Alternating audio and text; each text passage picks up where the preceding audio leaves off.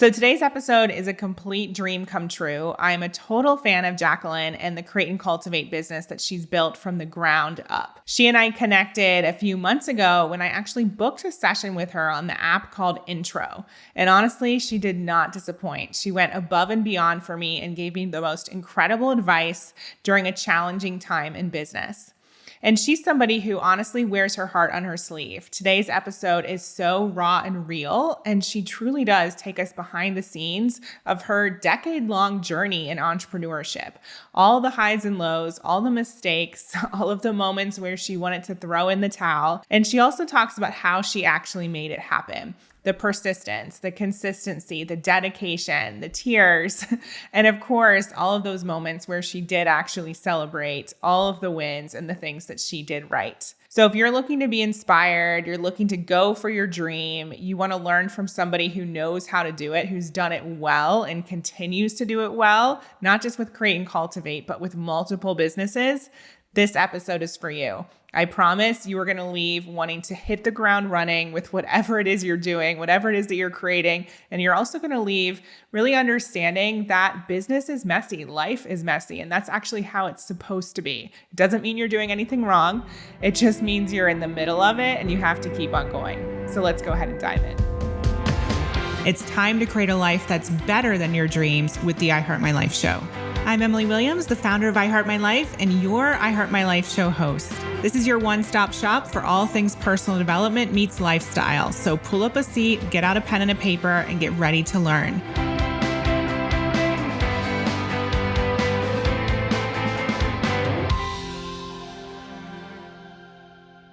Welcome to the show, Jaclyn. I'm so excited to have you here. Thank you. So excited to be here. You're someone I've admired for many years because of what you've been able to create, but also from just who I believe you to be. And I've been blessed to have one conversation with you a few weeks ago, and you went above and beyond for me. And so I just know how much you care and how passionate you are about helping other women succeed. And I know that's one big component of your life's work. Oh, thank you. Well, it's great to meet you. And hopefully I can shed some light on more things in the podcast.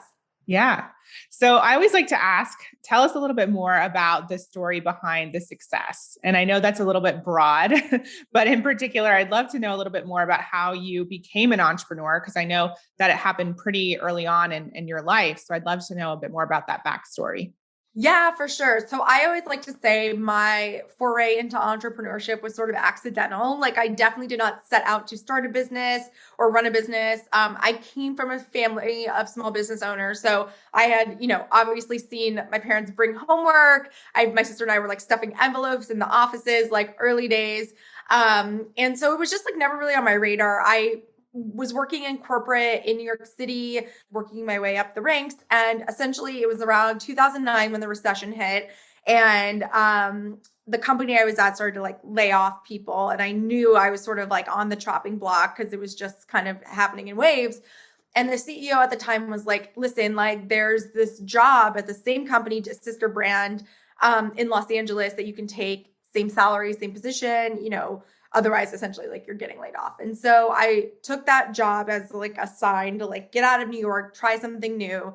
Went to this company, was promptly like let go like 2 months later in a new city with like zero relationships, and was really freaked out, to be totally honest. And ended up freelancing and kind of starting this like freelancing gig, which ended up turning into my first company, which was a marketing agency. And, had zero idea what I was doing. I had obviously worked in corporate the entire time, structures, teams, large companies, kind of going from that environment to like a scrappy startup, like you're doing everything from the bookkeeping to the hiring to the firing to like, all of the things, the new business, all of it was a lot, but it was something that, was kind of a welcome challenge at the time because I was not getting any jobs in LA because at the time, really the industry was all entertainment or gaming. And my background wasn't really in that. And so it was kind of like a means of survival, I guess, in some ways, but also sort of a happy accident into becoming an entrepreneur. So I'd love to break that down even more because it's super fascinating. So when you were working in corporate, was it in marketing? Yes. So I mean, I always feel like I'm dating myself, but like, so my first job out of college was at this marketing agency, and it was at the time called like a word of mouth guerrilla marketing agency, which was really just social media marketing, but just didn't have a name at the time. And it was like me and these like three guys basically out of this like really shady office in Flatiron. And they were basically like really ahead of the time. They were like, we're on Facebook, we're creating pages for companies. And like, it was just like they were really ahead of the game. They understood the nuances of social media before brands were even participating. I was doing campaigns where for MAC Cosmetics, where I was like in beauty forums, like meeting with like MAC artists and like seeding them products. And like, it was like the early days of social media. And so it was really interesting because I got that sort of scrappy startup environment with these like guys that were starting this business. And I was really one of the first people who had real corporate experience in social media.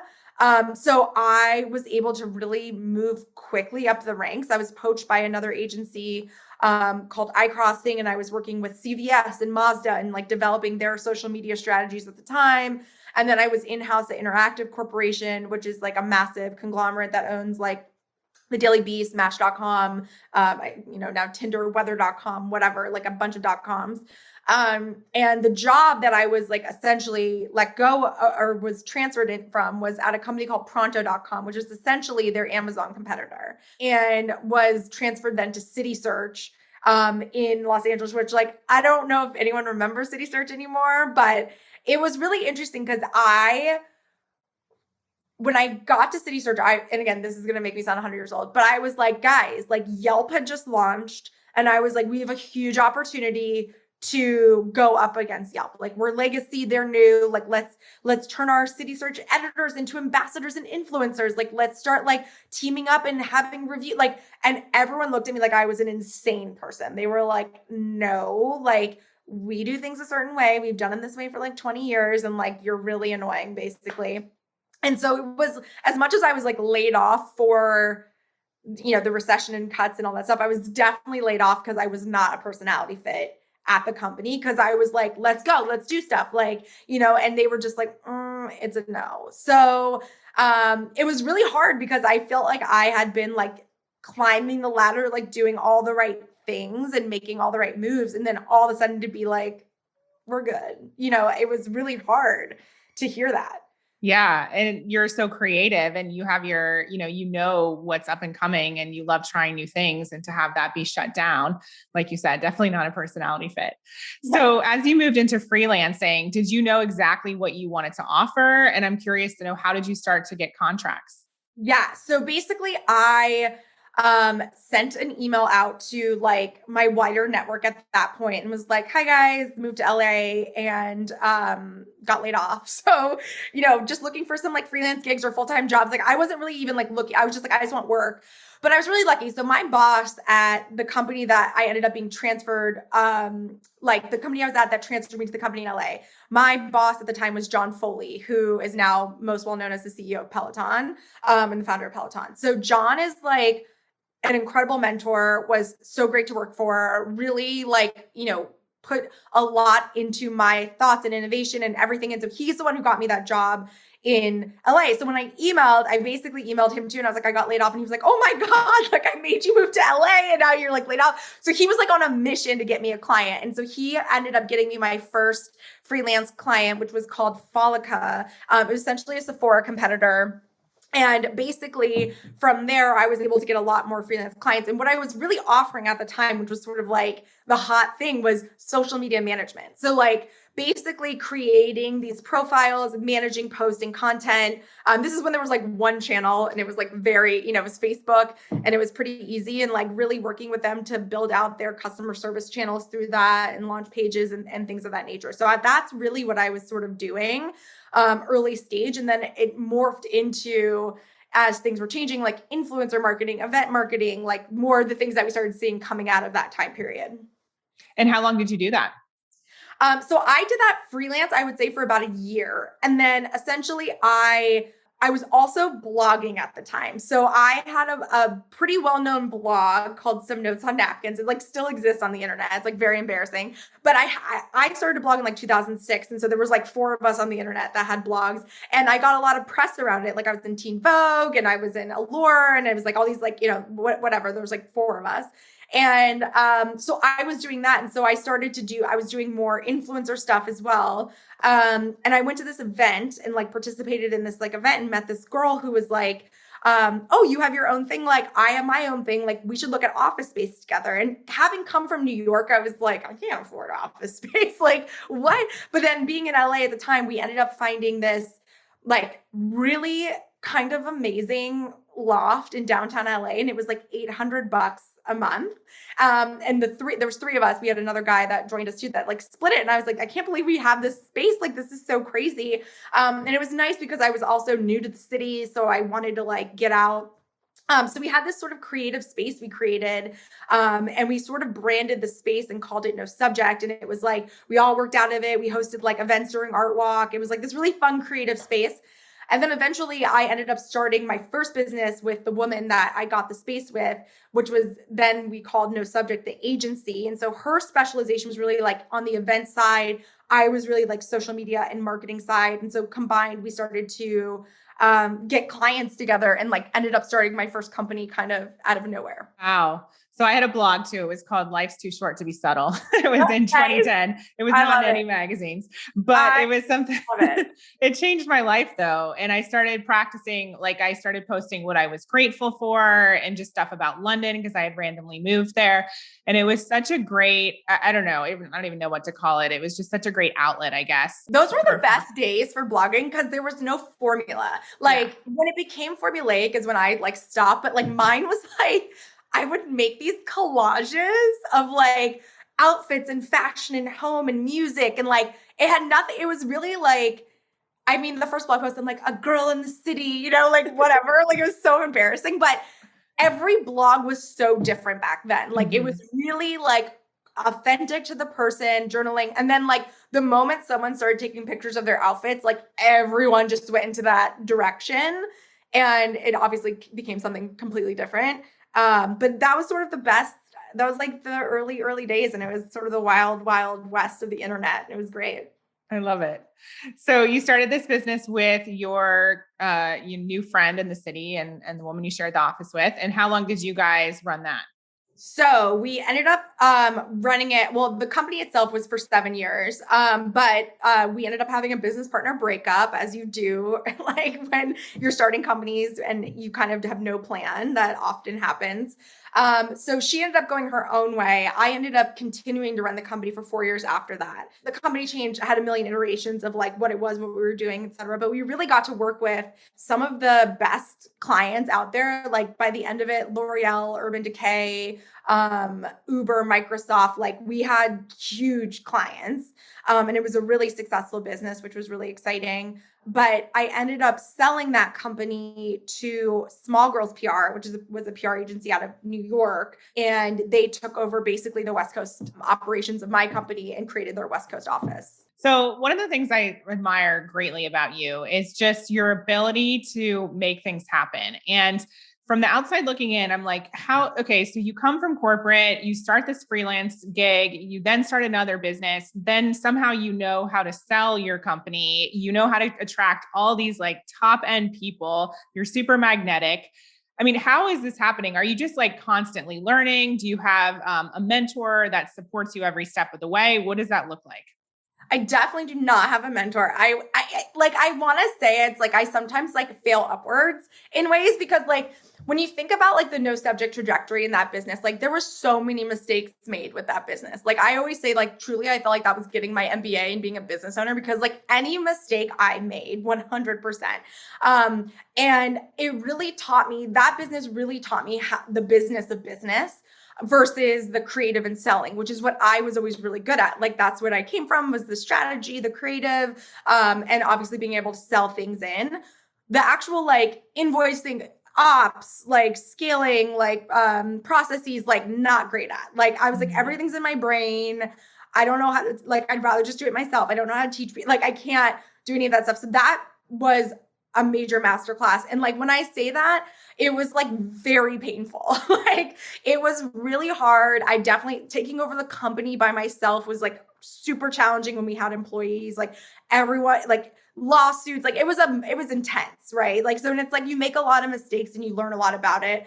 And I had a lot of shame around that, like in the early days. And then once I started kind of talking to people about what had happened, so many people were like, oh yeah, that happened to my friend, or like that happened to this person, or like, oh yep, totally. Like, and I was like, oh wait, this is like something that like people go through. Like, there's always these like, kind of messy mistakes you're making in business.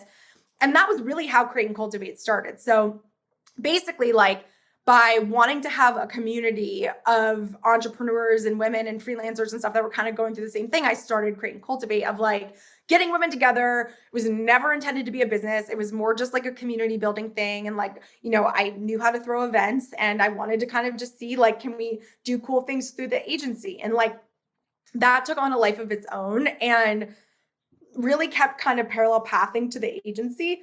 But again, never made money, but it was like this thing that people loved and like really gravitated towards, both as consumers and as brands. And I was like, huh.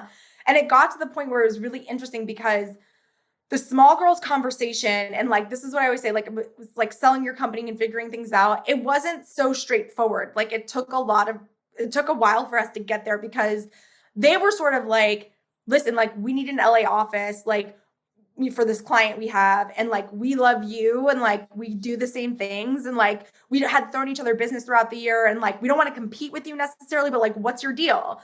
And I was sort of like, again, this conversation took like 3 years before it got done, like the actual deal. Because at first I was like, I'm open. Like, I definitely know my struggle is in scaling and operationalizing. And we're a team of like 5, I think, at the time, but we're doing about 2 million a year in rev. And they were like 30 and like way, way bigger and way more structured than we were. So I was like, this does feel like a good fit for us to be able to like scale and grow. And it was really about defining out my role. Like, so while that was happening over years of conversation, Create and Cultivate kind of took on a life of its own. I started a joint venture with my business partner on Create and Cultivate. It was like, hey, let's take a leap of faith, see what happens. Worst comes to worst, it's like nothing happens and we like shut it down. And it ended up kind of taking off. And so like 2 years later, when we revisit the conversation, they were like, what's your deal? And I was like, oh, it's kind of like complicated now. Like, I have this other kind of company and I have no subject and whatever. And they were like, okay, well, like, what would be your ideal scenario? And I was like, I really do, like, we have a pipeline of business. We have a great team. We have a great office in LA. Like, it's easy for you guys to plug in. I can't do the day-to-day anymore. So, I would love to be able to do both in some world. And so we ended up creating a deal that worked for both of us. And I was able to sell that business and give it a good home, with really great, women running that company. And then basically, like, it kind of came down to like, do you want to stay here? Or do you want to go do this thing, Create and Cultivate? And I ended up taking the risk and like doing Create and Cultivate. And, the rest is kind of history. How much do you rely on your instinct over the rational mind when making decisions like that?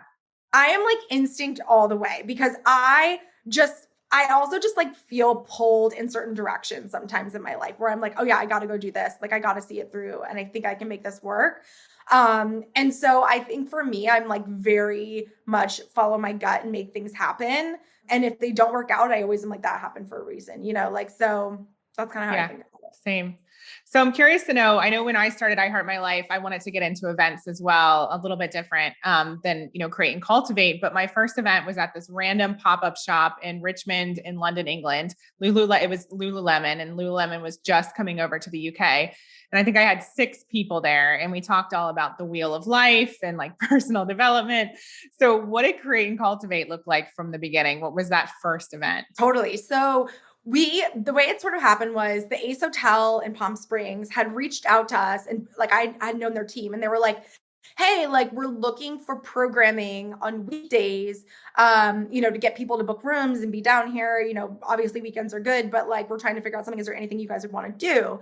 And so I was basically like, like, who can go away on a weekend? This is like our weekday. This is obviously before like virtual work and all that. And I was like, oh, like freelancers, business owners, like they make their own schedules, like they could go do that. So we put together the first Create and Cultivate at the Ace Hotel in Palm Springs. They ended up basically comping us the event space. But we kind of booked it together where it was like, you bought a package, you stayed in a room overnight, obviously. And we had a combination of like workshops, panels, but like a lot of DIY, like little things, because DIY was like very hot at the time. And I think this was like 2011. And, we promoted it and we got about, I think like 20, 25 people there. And it was super fun, super successful. We took a lot of photos, we posted about it. And basically Levi's reached out and was like, oh, what's this? Like, we'd love to like be part of it. And I was like, oh, like, yeah, for sure. Like, we might do it again there, and ended up like being like, you could be the presenting sponsor for like $3,000. And they were like, cool, put it on my credit card, like whatever. But I knew, I was like, if we get Levi's to sponsor this, it's like immediately cool, right? So we threw together the next one. Levi's sponsored it. We, did a presenting creatives dinner from Levi's, all this stuff. We definitely lost money on it. And we had like 50 people come, and it was super successful. And then as soon as everyone saw that Levi's was part of it, every brand came like knocking, like, hey, what's this? What's this? What's this? And then from there, it just kept getting bigger and bigger. But again, like, it was like breaking even at best. Like, it really wasn't about, for me, the way I was thinking of it was like, this is a good lead gen into the agency, right? Like, all these brands are going to be sponsoring, and then I can be like, oh, we can also do your influencer work and your marketing, and we can do events for you like this. And then what ended up happening was like, people started to be obsessed with Create and Cultivate and like wanting to be part of that. The team was like, are we working for that company or this guy? Like, everyone was confused, including me. And clients were like, it was like this kind of like hodgepodge of things. And I was like sort of figuring it out until it hit a boiling point where I was like, okay, I need to actually like hire people for this thing. And that's when I really did the joint venture with my partner, who was like, let's go big with this thing. But I was still not sure. I was skeptical. Like, I wasn't like, yeah, let's do it. I was like, I don't know. Like, this is not making money. Events are expensive. Like, and frankly, I've never thrown events this big. Like, it's kind of a risk, but I always think about her, because my business partner at the time, because, she was like a silent partner, more of like an investor, but like, she really believed in it. And it was nice because like, I didn't. I was like, I don't know this world. So it was nice that, she was kind of pushed me into taking the risk. And what do you think it was that attracted people to the brand so intensely? So I think it was a few different things. Like, I think one is like, we were really first to market in creating an event and a site for modern working women. Like, that was, now there's like 1,000, right? You can go to, we were the only one. Like, it was like Forbes or us. Like, there was nothing else online for like business owners. And our approach was real talk. Like, from the beginning, I was like, I want to be giving the hard hitting stories of like, I remember one of our first blog posts was like, what to do when you're breaking up with a business partner. Like, all of these things that like just did not exist on the internet. So I think we hit a market, being first to market in that space. Two was that like, our events were always super Instagrammable. And like, this is before Instagram. Like, we were very specific about creating events that created this sense of inspiration and excitement, and that were really like our first event, we had zero budget, right? So we took neon electrical tape and just created this like installation using all this neon tape, and like, everyone took photos of it, and like, we just were scrappy and like did cool shit that no one else was doing at the time. So that was really exciting. And then three was also, I think, the authenticity behind the brand. Like, the fact that it didn't start with money as like the motive, I think, and honestly wasn't the motive for like 6 years. Like, it was just about creating community and doing cool things. And I think that created a very authentic following and community that was like rapidly engaged in what we were doing. I think that was part of it. And then also was that like, we were like, as mentioned, we were giving away everything for free. Like, we wanted to do it for free for as long as possible until it was like too expensive to do it any other way. But I really wanted accessibility to be a big part of the brand. And looking back, would you have done anything differently at those beginning stages? No, I don't think so. I mean, I think like, from an events perspective, like 1000%, like our first event, like we ran out of water like 3 hours in. Like, there were so many things that were like a hot mess, like at that event, because I was like, I'd never thrown an event this big. But I think also everything was like a learning for sure. But yeah, I don't think I would have done anything different. The only thing I say now that I would have done differently around Create and Cultivate, not even back then, but like recently, is I would have raised money. Mhm. We were completely self-funded and bootstrapped the entire time until we were sold to private equity. But in many ways, that made us really great, right? Like we had a lot of control, we were really scrappy, we had all those things. But in other ways, it was really challenging because all of our competitors were venture backed.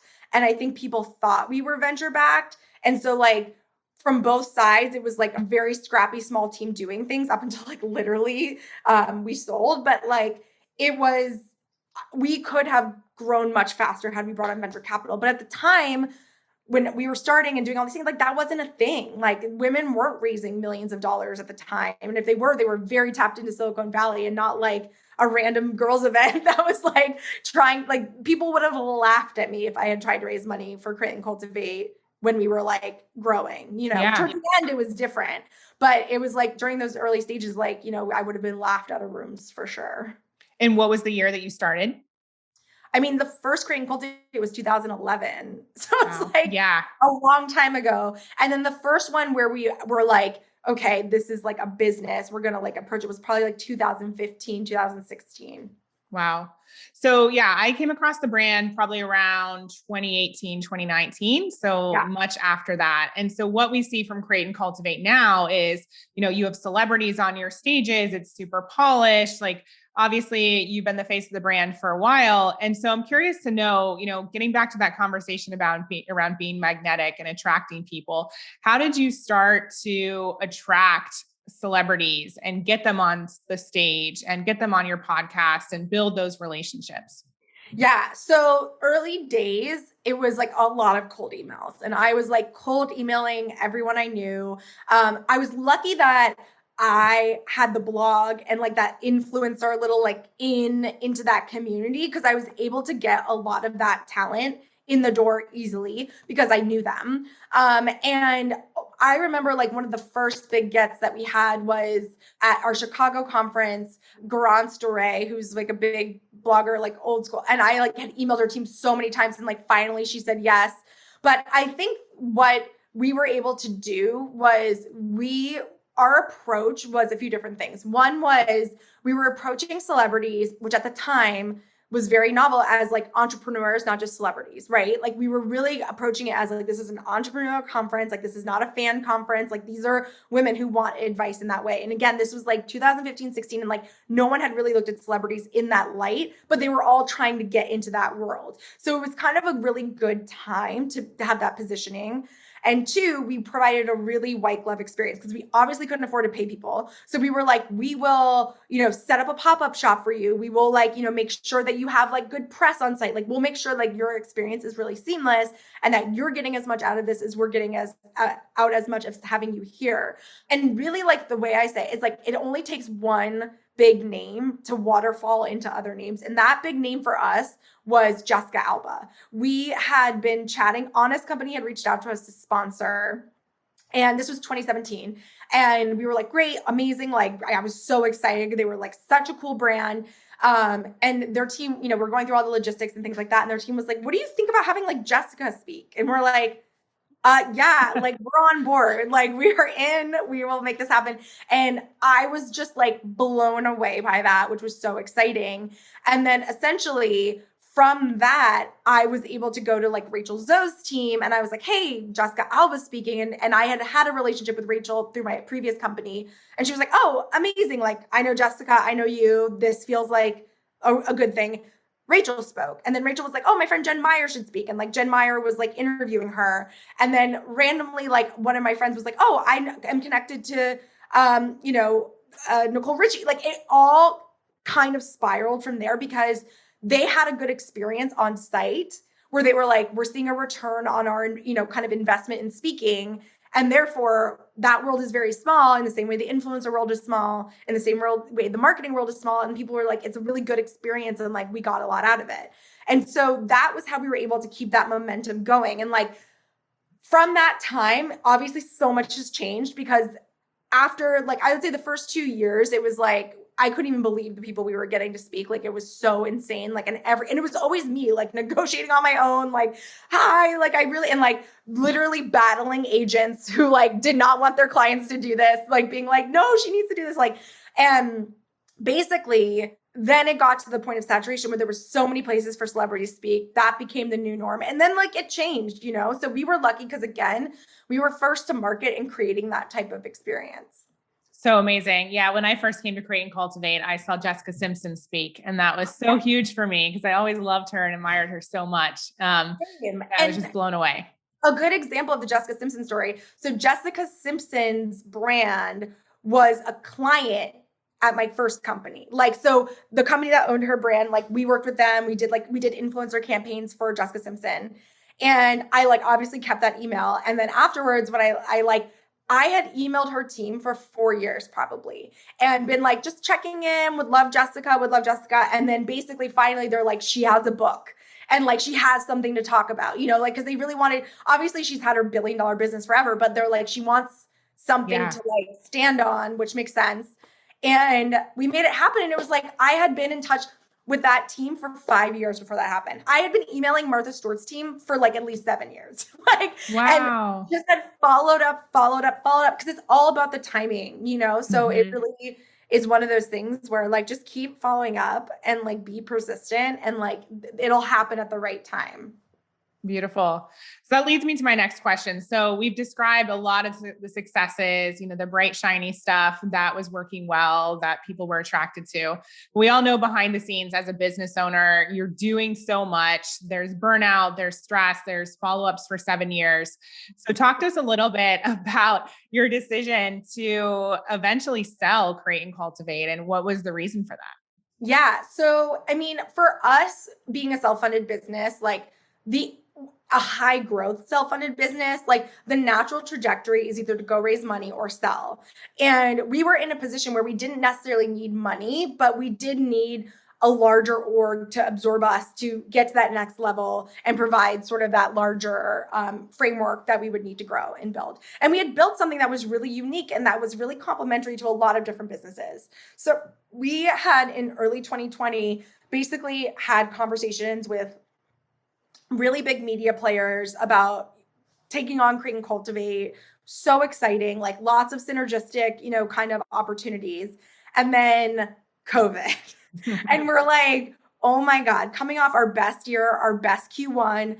Like, I was like, this is it. We're doing it. Like, oh my God, this is so exciting. And then like, oh no. Like, let me like hold my beer kind of the universe, like type deal where it was like, complete disaster. And everything that we had been talking about had gone out the window. And it was just triage, as every business owner knows, of like unpacking events, pivoting to virtual, having to deal with like, you know, being a virtual leader and like managing your team and like, oh, and the world is in crisis and like just so intense. And I would say like March 2020 through like August 2020 were like the hardest months of my life being an entrepreneur, being in the workplace, I probably would say in general, like it was so hard because the first 3 months of the pandemic, I went into like adrenaline mode and like best case scenario, I'm like, okay, like we're going to do this, and this, we're going to pivot.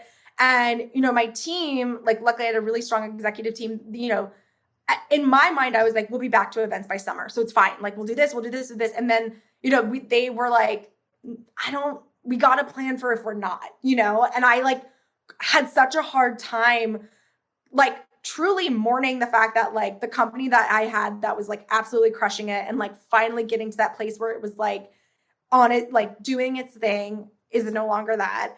And also like you can't leave your house and like everyone's sick and dying. Like it was so much pressure and everyone's just sitting on their Zoom like, what are we gonna do? Like what's the plan? And like it was so intense. But we were lucky in that like we moved fast. We pivoted quickly into digital. We launched our first digital event May 2020. We had over 10,000 people attend from 50 different countries. And from there, we completely were able to transition, I would say 90% of our sales into digital. So luckily, like some of our partners pulled out, you know, nature of the beast of like that year, but like a lot of them doubled down and were like, no, we're going to stay on and support you. Thank God. And then we were able to really pivot and show strong growth by the end of the year. And so people came back by the end of the year where they were sort of like, okay, like this isn't a one and done. This is like the new normal. We need to get back to business. And we started getting more offers to sell. And at that point, I knew like one, like I just was beaten to the ground as like a human being. And two, I knew the world was changing and that the company would need a second life, a second digital life that it was going to lead. And I knew like we were going to need cash to do that. We were going to need the right team in place to do that, to move into a completely digital product. We had started it a little bit and like been testing it, but like in order to build digitally, you need a lot of money and you need people who specialize in that. And so I knew it was the right time for us to bring on that partner that would bring the company into this new era. Thank you for sharing all that. And I remember watching your emails come in about the new virtual events in 2020. And I was just so curious about what you guys were going to do, being that events company. And so how did you personally handle that? Like, I know you said it was the hardest period of your life, but who did you lean on for support? How did you get through? I did not handle it well. I'll tell you that. I mean, I feel like to the front facing team, I was really trying to push the team forward and really like trying to get everyone on the same page. We were lucky that like our team had been with the company for a long time at that point, and everyone was down to get dirty. Our event producers became digital producers. Our set designer taught herself how to create graphic design. Like we were all just like, we're going to figure this out. Like, and we all jumped in and we're like, okay, let's do it. So everyone's attitude was in the right space, which was so amazing. For me personally, I have a career coach I've had for like 5 years. And her name's Jaclyn Johnson. She's amazing. And I feel like our sessions were like part therapy and part planning, where we were just like, because I had to vent to someone about like really mourning like what could have been, while also looking at the future of like, what can we do right now? And also how to lead during that time, because it was so hard to motivate yourself to be like, we got this, you know, and like getting the team to be like virtual happy hour number 5, you know, like we're all like, what the hell? Like, so it was hard to motivate across the board. So it was really important that like I had that person to vent to that wasn't someone on my team, right? Yeah. Because everyone was holding on by a thread at that point, and no one had a rule book on this. And so we were just moving fast and like doing what we could in that moment. But I have to say, I'm so proud of the work that we did in 2020. We moved mountains to make it happen. And we were able to, and this all comes down to, again, like the venture side of it, we were able to move faster than anyone else because everyone had boards, everyone had people to make, like 19 people to make that decision. And it was just us in a room being like, all right, let's do it, you know, and like call in every favor we have and just make it happen. And like, I was so proud of the work that we were able to put out during such like a really intense time. Oh yeah, definitely. You should be. Amazing. And so when you eventually sold, how did that feel? Was it like a sigh of relief? Were you sad? Was it a mix of emotions? It's totally a mix of emotions. It was a great feeling because I felt like the company was being valued in the way I wanted it to be. And the private equity firm that acquired us understood my vision, was very much like, we've got this, like, we're going to come in and help you and be a true partner. And they are and have been, which is really nice, which isn't always the case. But it was also like a complete identity shed in a way where I was like, you know, I was CEOs for like, I think a year since the sale. And then we brought on a new CEO who I'm obsessed with and I love, but like, I talk to people who sell their companies and I'm like, it's so weird to wake up one day and not do what you've done for the last 10 years. Like, it's a very weird feeling to see things going on without your like oversight into things. But it's also very, it's nice to close a book and like close a chapter of your life in such a positive way when things could have really gone in a different direction, considering what happened. Yeah. And I know you have a lot of other projects that are happening behind the scenes. So can you talk about those? Yeah. So Two different things I'm working on. One is New Money Ventures, which is a $20 million consumer fund focused on funding the next generation of female-led brands. So now on the venture side, obviously helping women, capitalize on their businesses while also giving advice and mentorship as well. And then I'm launching my first direct-to-consumer product brand, not a service brand, which is exciting. And it's called May Wines. And it's a wine brand. It's essentially a glass of wine in a bottle. So a glass bottle of wine.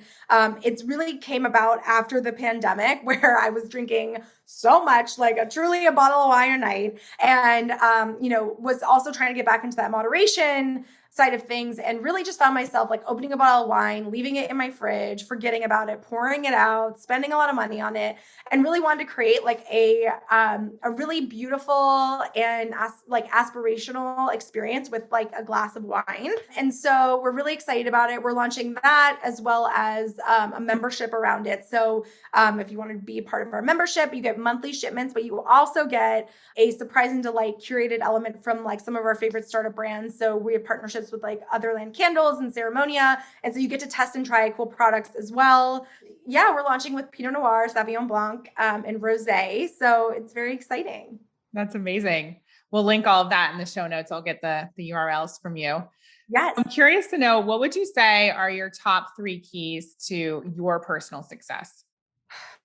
I would definitely say perseverance, like being able to get knocked down and get back up, I think is like my number one piece for any founder. Like you really have to be resilient in that way and like be able to persevere in the situations.